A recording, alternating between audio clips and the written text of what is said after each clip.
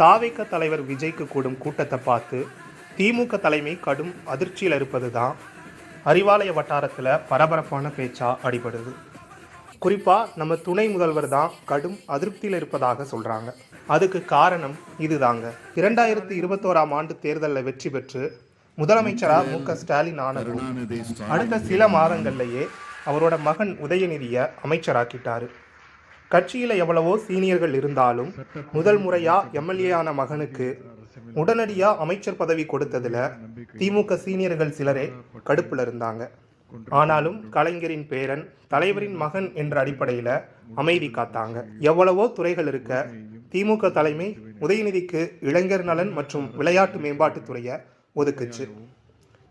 உதயநிதியை அமைச்சர் ஆக்குனதில் திமுக தலைமை போட்ட கணக்கே வேற. ஆனால் இப்போ நடக்கிறதே வேறன்னு தாங்க சொல்லணும். ஏற்கனவே திமுகவுக்குன்னு தமிழ்நாட்டில் ஒரு வாக்கு வங்கி இருக்குது.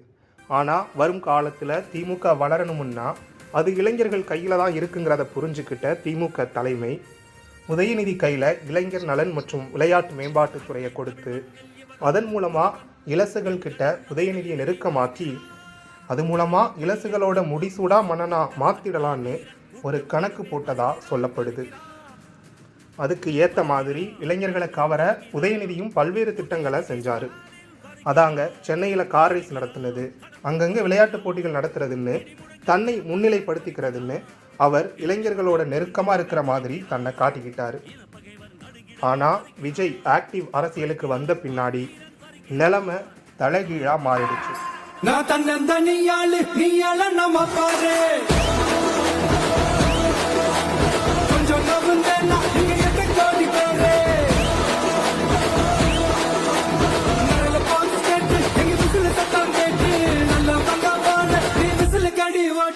அதுதான் இப்போ திமுக தலைமையை சற்றே எரிச்சல் அடைய செஞ்சிருக்கு.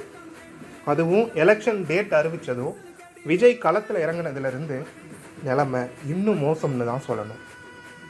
குறிப்பாக தேர்தல் பிரச்சாரத்தில் திமுக தலைமை போட்ட கணக்கு எல்லாமே மண்ணோடு மண்ணா போச்சுன்னே சொல்லலாம். உதயநிதி பிரச்சாரத்துக்கு போகிற இடமெல்லாம் கூடுற கூட்டம் கஷ்டப்பட்டு கூட்டுற கூட்டம் மாதிரி தான் தெரியுதுன்னு சமூக வலைதளங்கள்லையும் ஒரு பேச்சு அடிபடுது. ஆனால் ஒரு நாள் ரெஸ்ட் ஒரு நாள் பிரச்சாரம்னு போனாலும் தாவேக தலைவர் விஜய்க்கு கூடுற கூட்டம் பெரிய அளவு இருப்பது திமுக தலைமையை கொஞ்சம் கடுப்பேற்றி தான் விட்டுருக்கு.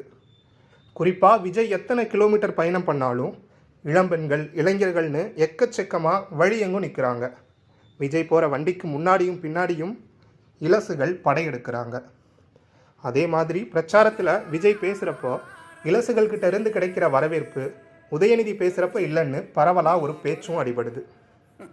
இதையெல்லாம் பார்த்து தான் உதயநிதி கொஞ்சம் கடுப்பில் இருக்கிறதாகவும் அதே போல் உதயநிதியை வச்சு இளைஞர்கள் வாக்குகளை அள்ளிடலாம்னு நினச்ச திமுக தலைமையும் அதிருப்தியில் இருக்கிறதாகவும் சொல்லப்படுது. அடுத்து உதயநிதி போகிற இடத்துக்கு கூட்டத்தை அதிகமாக கூட்ட அங்கே இருக்கிற கட்சி நிர்வாகிகளுக்கு ப்ரெஷர் போடப்படுறதா, அதுவும் குறிப்பாக இலசுகளை அதிகமாக கூட்ட உத்தரவு பறந்திருப்பதாகவும் சொல்கிறாங்க. இப்படி கூட்டத்தை சேர்க்க லட்சங்களை கொட்ட வேண்டி இருக்குன்னு நிர்வாகிகள் புலம்புறாங்களாம். அப்படியே பிரச்சாரத்தப்ப குழந்தைக்கு பேர் வைக்கிறது, கட்சி துண்டை தூக்கி போடுறது, ஃபோட்டோ வரைஞ்சி கொடுக்கறதுன்னு சில வேலைகளையும் பார்க்கவும் சொல்லியிருக்காங்களாம். என்ன செஞ்சாலும் கூட்டம் தானாக சேரணுமே, அதுதானே கட்சிக்கு நல்லது. இந்த வீடியோ உண்மைன்னு நீங்கள் நினச்சா உங்கள் ஃப்ரெண்ட்ஸ் எல்லாருக்கும் ஷேர் பண்ணுங்கள். நலன் நியூஸ் சேனலை சப்ஸ்கிரைப் பண்ணுங்கள். இன்னொரு வீடியோவில் சந்திக்கலாம்.